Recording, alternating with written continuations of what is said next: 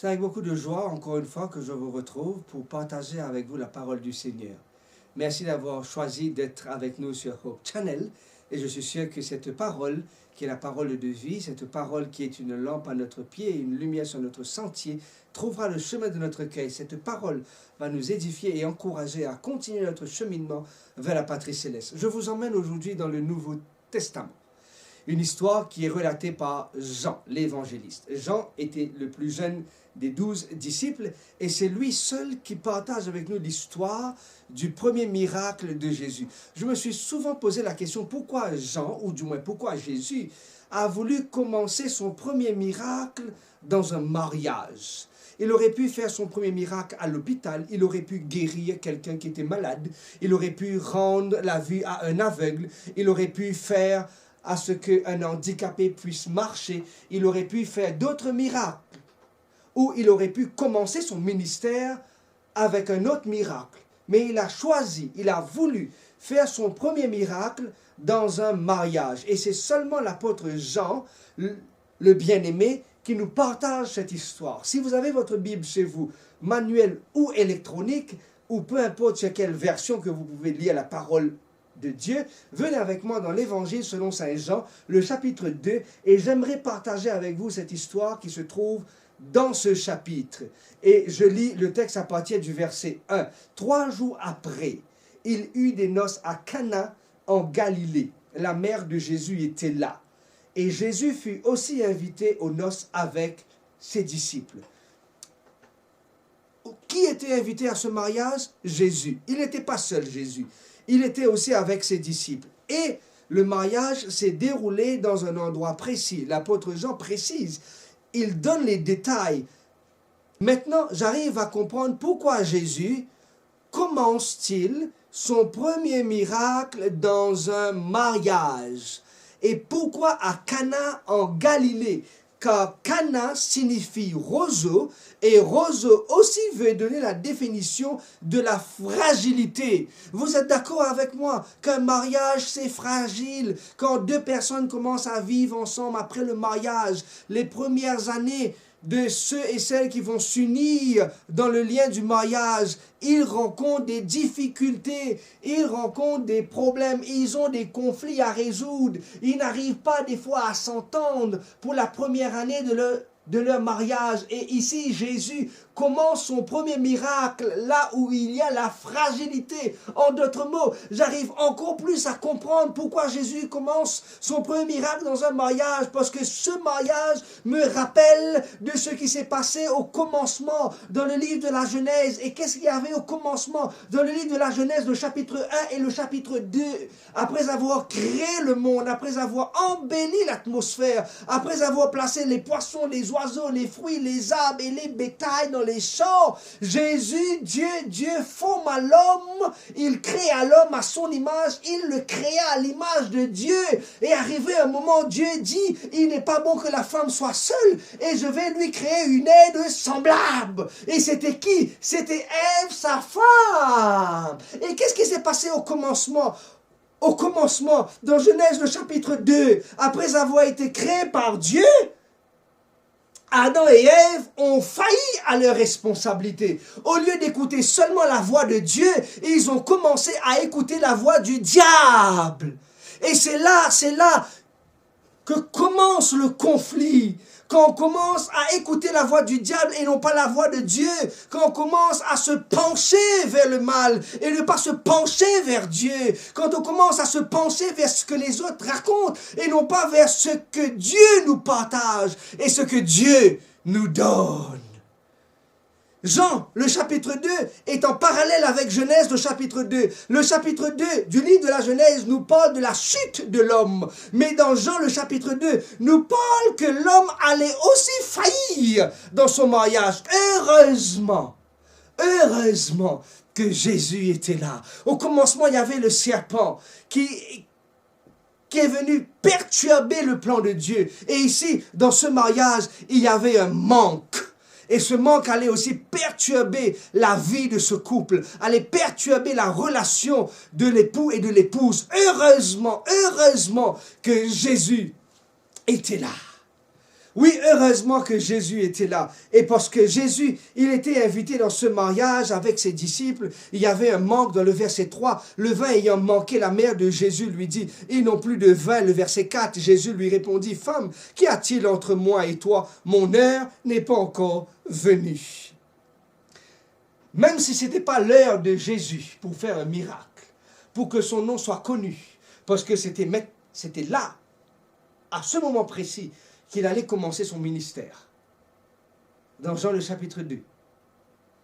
Même s'il paraissait un peu indifférent à la demande de Marie, sa maman, mais Jésus avait toujours quelque chose en tête. Il avait toujours un plan. Il avait toujours une roue de secours. Il était là pour aider sa maman. Je me suis aussi posé la question, pourquoi Marie s'est tournée vers son fils Jésus? Elle aurait pu se tourner vers l'homme le plus riche du village. Elle aurait pu se tourner vers le marié. Elle aurait pu se tourner vers les parents du marié. Elle aurait pu se tourner vers celui qui est responsable de la boisson dans ce village. Elle aurait pu se tourner vers le propriétaire du supermarché. Elle aurait pu se tourner vers le responsable, celui qui a un dépôt de vin à sa maison, dans sa maison. Mais non, elle ne s'est pas tournée vers un homme. Elle s'est tournée vers le Fils de l'homme. Elle aurait pu trouver une solution ailleurs, mais elle a choisi de trouver la solution auprès de son fils. Cher ami, permets-moi de te dire, dans les difficultés que tu rencontres, ne pars pas chercher les solutions ailleurs, quand la solution se trouve auprès de Jésus, quand c'est auprès de Jésus qu'on a la délivrance, quand c'est au pied de la croix qu'on a la réussite. C'est seulement avec ton Jésus, eh oui, ton Jésus, que tu pourras aller de l'avant. Nous sommes seulement au début de cette histoire. Qu'est-ce qu'on a vu jusqu'à maintenant? Jésus, il était invité. Quand tu invites Jésus dans ta vie, quand Jésus est là, présent dans ta maison, c'est lui qui gère les choses à ta place. C'est lui qui contrôle. Et si toutefois il y a un manque dans ton mariage, si toutefois il y a des choses que tu n'arrives pas à gérer ou des choses que tu n'arrives pas à maîtriser, rappelle-toi que Jésus, il a les atouts, il a la capacité, car l'impossibilité de l'homme, c'est la spécialité de Dieu. Amen? Oui! L'impossibilité de l'homme, c'est la spécialité de Dieu. Lui, il aime travailler sur les choses qui sont impossibles. Lui, il aime trouver des solutions pour son enfant car il est le créateur de l'univers. Et alors qu'il avait un manque dans ce mariage, Jésus est venu pour dire, ok, si tu penses que je peux t'aider, laisse-moi t'aider. Et là, la maman de Jésus, confiante comme tout dans le verset 5, sa mère dit au serviteur, faites ce qu'il vous dira. Marie savait, c'était clair dans la tête de Marie, c'était clair dans la pensée de Marie, que Jésus, des fois, il trouve des solutions où personne d'autre ne peut oser trouver des solutions. Il a la capacité de prendre des choses folles de ce monde pour rendre les plus sages au-delà de leur compréhension.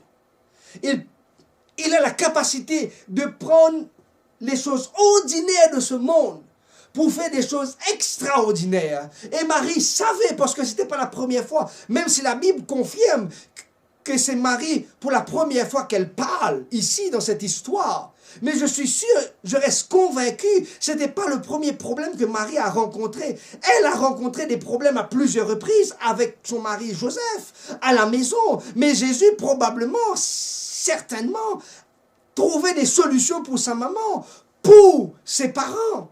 Et ici, Marie savait que son fils, des fois, trouve des choses ordinaires pour faire des choses extraordinaires. Il prend les choses simples de ce monde pour nous rendre bouche bée. Et ici, Marie savait, et c'est pour cela qu'elle précise. Sa mère dit au serviteur, faites ce qu'il vous dira. Même si cela vous semble bête, cher serviteur, s'il vous plaît, faites-le. Parce que c'est Jésus qui parle. Oh, il y avait là, effectivement, il y avait un problème de vin, et Jésus demanda au serviteur d'aller puiser de l'eau. Vous avez un problème de nourriture, Jésus te dit, ok, va puiser de l'eau, va planter. Tu as un problème de vin? les gens ont besoin de la boisson dans ce mariage, va chercher de l'eau. Effectivement, les serviteurs savaient, ils ont compris du moins, que Jésus peut prendre des choses simples de ce monde pour faire des choses extraordinaires. Ils sont partis puiser de l'eau. Et c'est là que le miracle s'est produit. Mon ami, permets-moi de te rappeler, quand tu donnes la possibilité à Jésus de gérer ton mariage, quand tu lui donnes la possibilité de gérer ton entreprise, quand tu lui donnes la possibilité de gérer ta vie, il peut faire des choses au-delà même de ta compréhension. Et là, dans le verset 10, il nous est dit, et il dit, tout homme sert d'abord le bon vin, puis le moins bon, après qu'on s'est enivré. Mais toi, tu as gardé le bon vin jusqu'à présent. Ah! Jésus peut garder le bon vin jusqu'au bout de ton mariage. Jésus peut garder le meilleur jusqu'à la fin. Jésus est celui qui peut faire des miracles dans ta vie. Mais est-ce que tu veux l'inviter aujourd'hui dans ton mariage? Permets-moi, je t'ai raconté seulement l'histoire. Jésus a commencé son premier miracle là où Adam et Ève ont chuté.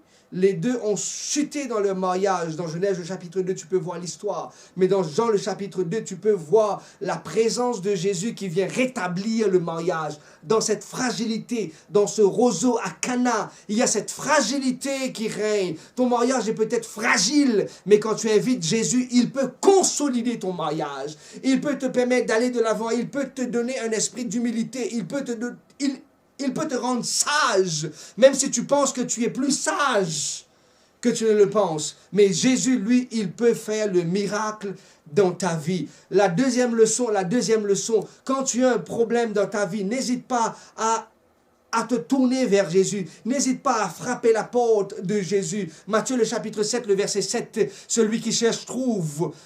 Quand on frappe à la porte, quelqu'un va nous ouvrir. Oui, tu as un problème, tourne-toi vers ton Jésus, tourne-toi vers ton Sauveur. Lui, il pourra t'aider. Qu'est-ce qu'on a vu jusqu'à maintenant? Il peut prendre les choses simples de ce monde pour faire le miracle dans ta vie. Oui, prenez de l'eau et servez cette eau. J'ai toujours appris quand j'étais à l'école en primaire que l'eau n'a pas de goût, l'eau n'a pas d'odeur, et l'eau n'a pas de couleur. Est-ce que vous me confirmez cela? Ah, c'est vrai. On l'a appris à l'école, n'est-ce pas? Le prof en primaire nous a enseigné que l'eau n'a pas de goût, l'eau n'a pas d'odeur et l'eau n'a pas de couleur. Mais dites-vous bien, chers amis, que quand Jésus a fait le miracle, alors que c'était de l'eau que les serviteurs avaient puisé, mais cette eau a eu un goût. Cette eau a eu un parfum. Et cette eau a eu une couleur. Quand tu laisses Jésus prendre le contrôle de ta vie, il change ta vie ordinaire. Il change ta vie qui n'a pas de goût. Il change ta vie qui n'a pas de sens. Il change ta vie qui n'a pas de direction. Il change ta vie que tu penses, toi, tu pars à la dérive. Mais quand Jésus entre dans ta vie, quand Jésus est en contact avec toi, quand Jésus te rencontre, mon ami, il change tout. Et là, il change tout de ta vie. Amen.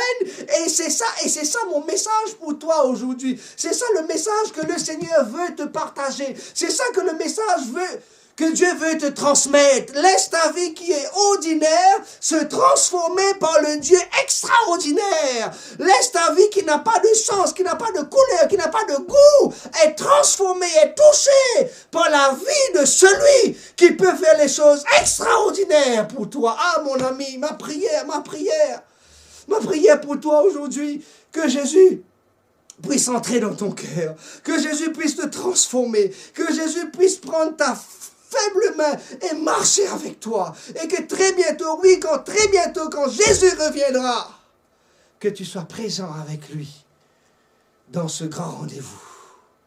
Oui, dans ce grand rendez-vous, dans ce mariage en d'autres mots, parce que lui, il est l'époux, il vient chercher l'épouse, il vient te chercher, il vient me chercher, il vient chercher l'église, il vient chercher ses enfants, il viendra pour prendre ses bien-aimés.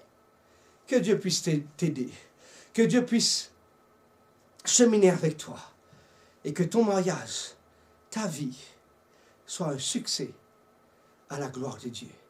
Que Dieu puisse te bénir et qu'il soit toujours ton compagnon de route. Amen.